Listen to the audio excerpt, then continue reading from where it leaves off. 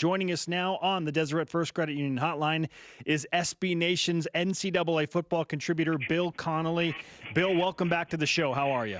I'm good. How are you? Great. Let's start with the movie theme in BYU football.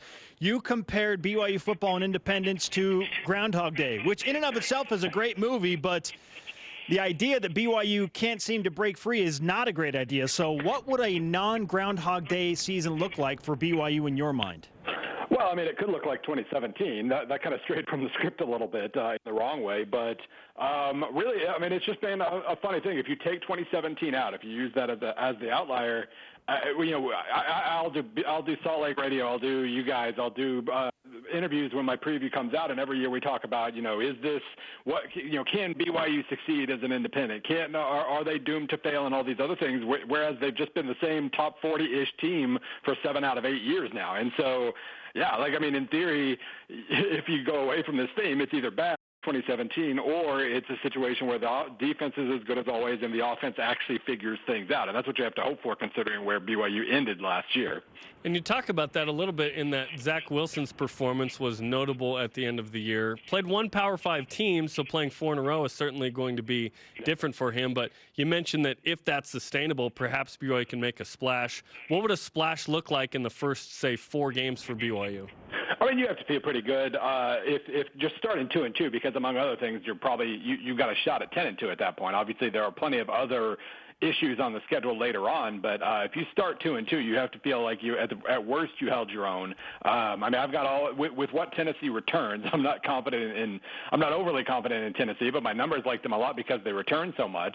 But all 4 of those teams are projected top 30 teams, and you got Boise State later on. If you can go 3-2 against those 5 teams, and that's great for just about any team in the country. So that's probably the goal. It's hard to think higher than that, but anything's possible. BYU should be able to compete with any of these teams. Bill, in your mind, which of the first 4 games against Power 5 teams is the most winnable for BYU? Well, just at a glance, I would say probably, as strange as it seems, we know the least about USC right now, just in terms of, there's this giant mystery of, is this the year their offense stops underachieving and actually forms an identity of sorts? And if it does, then, they're a potential top 10 team. But until we know that it has, until we know that they're capable of taking a step forward offensively, then they're kind of the worst of the 4, maybe. Tennessee on the road, I would say Tennessee if it was in Provo, but in Knoxville, that is a more experienced team. That'll be a pretty tricky one. But I would say those 2 are the 2 most winnable of the 4 right now. For those unfamiliar with how the S&P works, will you explain in layman's term what that metric is? So the most important things to remember about S&P Plus are, it's opponent adjusted, it's tempo adjusted, and it's built around the things that are most sustainable in football, from drive to drive, from game to game, from season to season. So big plays are random and explosive and unreliable and hard to kind of bank on. It's hard to build a predictable team around that. But efficiency, the 5-yard gains on 1st and 10, that sort of thing, staying ahead of the chains, that is extremely replicable from year to year and whatnot. And so that's what I've built the system around. I really like it because it takes into account all kinds of things, right? It's not just straight up win-loss record and whatnot. What we really need for this, Bill, is for the playoff committee to use your metric like they use, the men's basketball committee uses Ken Palm and KPI and Sagarin and that kind of thing. So who do we need to talk to for that? Well, that's a good question. I was about to ask you the same question. If you know anybody, let me know. I wouldn't object. Exactly. We know some people. You know some people. We'll try there. What I thought was interesting from the S&P Plus rankings the last few years is BYU's only ranked team in independence that finished the season, granted it was the ESPN USA Today poll when USC wasn't available in it, was 2011. That team was ranked 43. You had last year's team at 46. So I thought that was really interesting that team that we thought was perhaps the best in independence was only 3 spots higher than a 7-6 group last year. Does that speak to, I guess, the means of a season and the difference in schedule, perhaps? Yeah, the schedule part is definite. And then it's just, the randomness of close games really, it affects your record, obviously, and it affects your AP ranking for the same, for very obvious reasons. But it doesn't necessarily, just because you made one more play against this team doesn't mean that you were demonstrably better than like you said, than a 7-6 team from a previous year. So, yeah, that 2014 team was probably the closest BYU's come to having a complete team. I think they were top 50 on both offense and defense. The only top 50 the offense they've had recently. And that's kind of the model for this year, I think. Just there was a well-roundedness to that team that hasn't necessarily existed in other years. Yeah, number 35 in your S&P Plus rankings at the end of the 2014 season, went 8-5. How many wins does BYU need this season with this specific schedule, which is tough, to finish, let's say, in the top 25 of those rankings? Well, just knowing about in terms of S&P Plus or in terms of the AP ranking. S&P Plus. S&P. You're probably like if BYU overachieves by about a touchdown per game compared to where they're currently projected, that would put them at 8 wins. That'd probably put them about 35th. So you're probably 9 wins is probably what it would take to have ended up playing like a top 25 team. I mean, that said, there's obviously a few teams get super lucky and a few teams get super unlucky. But I would say a 9-3 BYU with that schedule is a top 25 caliber team. Okay. And so, let's attack the AP angle now. Do you think BYU's schedule is tough enough that they could win 9 games? Because in the past, it's been 10 wins typically gets BYU ranked at the end of the season. Right. Is 9-3 good enough? It kind of maybe it depends on USC. Maybe that's the best. Well, actually, I mean, Utah, Washington, and USC are all potential top 25 teams themselves. So, I mean, if they all end up playing pretty well, they all end up around the top 25, and BYU beats 1 or 2 of them, and Boise State's got potential as well. I think that's what it's going to take. 10-2, and BYU would be ranked. 9-3, it kind of depends on who they beat and who they lost to, and how good some of these potentially good opponents are.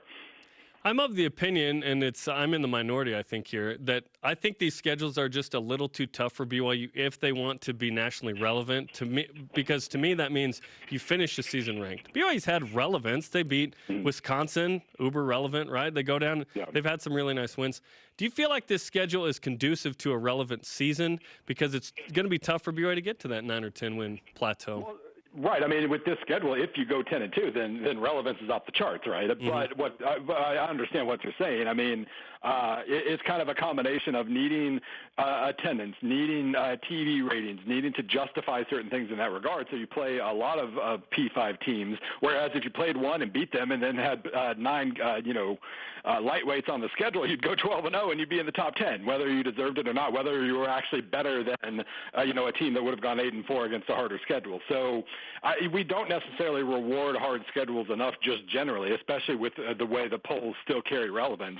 But I do think there's a case to be made that if you lightened up and timed your one great performance against the one good team on the schedule, then you'd end up with a lot more relevance, whether you deserved it or not. Follow him at SBN_Bill C. Bill Connelly, SBNation NCAA Football Insider with us on BYU Sports Nation. For the Cougars and Kalani Sitake, you have them at 6.5 wins in your win total over/under this season. Where would you, if I had to hold your hand to the fire, put BYU in terms of how many wins they will have by the end of the regular season? I think, my projections are not based on, late season growth or anything like that. It's full season, and when you lose, say, a quarterback who started the year as the starter and ended up as a backup, it looks at your returning production and thinks, wow, they lost a lot of passing yards. It doesn't necessarily just give them credit for Zach Wilson. So my projections, I think, are a little almost artificially low. They're projected 50th overall. I would probably put them closer to 40th or the same 45th range that they've been previously, and I think that gives them a good shot at maybe overachieving at least a little bit in terms of what those projections I've got right now are. It feels like there's a lot of games on the schedule that could swing either way, right? In terms of the win percentage you allotted, either between 40 and 60, and then single-digit game, or I guess one-score games. There are a bunch on the schedule that it feels like this could flip anywhere from 6 wins to 9 wins. Yeah, the offense is projected 66 because that's basically what BYU's offense typically has been. But if what we saw late last year is something real, and if they get to where they have a top 30 or 40 offense and a top 30 or 40 defense, then that flips a lot of games. You're right. I mean, there are 2 or 3 almost sure wins on the schedule, 3, I guess. But there's, as it stands with a number 50 projection that I feel is a little low, there's no double-digit underdog on the list. Tennessee is pretty close at 9.8. Because, again, my numbers love Tennessee. Washington's pretty close, but they're all within a certain range where if you do overachieve your ratings to a certain degree, every game on the table is winnable, even if you're probably not going to win them all. BYU's defense loses a couple of major disruptors, Corbin Kafusi and Sione Takitaki. What do you expect from the BYU defensive side of the ball this season, which, as you have pointed out, has been typically pretty solid from year to year in Independence? Yeah, when you're so consistently solid defensively, I just kind of give that defense the benefit of the doubt. But last year's BYU defense was a little strange just because it was far less disruptive than I'm kind of used to seeing from BYU over time. And then, the two best disruptors are gone. So I do think there's a lot to I mean, I have just from a stylistic standpoint, I'm kind of curious what the Cougars have to offer. I assume they're going to be pretty good. I like once you get a streak going of quality play, I just kind of ride the streak out and assume that. But yeah, I mean, if it really was a case of not really being able to produce more disruption overall, then losing your two best guys in that regard are going to be pretty costly, and we'll see what the front seven can do. I think the secondary is good no matter what. I don't really have a lot of questions back there, but yeah, I'm really disruption is kind of the most direct path to quality defense. Otherwise, you got to tackle really well and never suffer a breakdown and all these other things. If BYU can't do that, that makes their job pretty hard. On the offensive side of the ball, BYU fans are very excited about Zach Wilson and what they saw that he could do. Went 4-3 as a starter, almost beat Boise State. BYU was up 20 twice against Utah, and of course the bowl game, he was literally perfect. What do you expect from Zach Wilson? Well, I think the best thing, the most encouraging thing about Zach Wilson to me is that he should have a reliable run game to lean on. That was something that, they really tried to push forward last year, and they got somewhere with it. They were far more physical, and they were far more successfully physical. So, obviously, when you lose in three, there were basically, four guys in the running back platoon. You lose three of them, but you got two transfers in. You got some interesting freshmen. If there's a good rotation there, the line should be solid, and the best thing you can give to what is now a sophomore quarterback, first year, starting the beginning of the season for the first time, the best thing you can give him is a good running game. So you combine that with the fact that the receiving core appears to be loaded. You had a giant platoon with no real go-to guy last year, and a whole bunch of them return. I think you've got to be really encouraged, as encouraged as you could be with BYU's offense since heading into Mangum's sophomore season, maybe. Bill, great stuff. We've got our people placing a call to the College Football Playoff Committee right now to see if we can build some inroads for you. I appreciate it.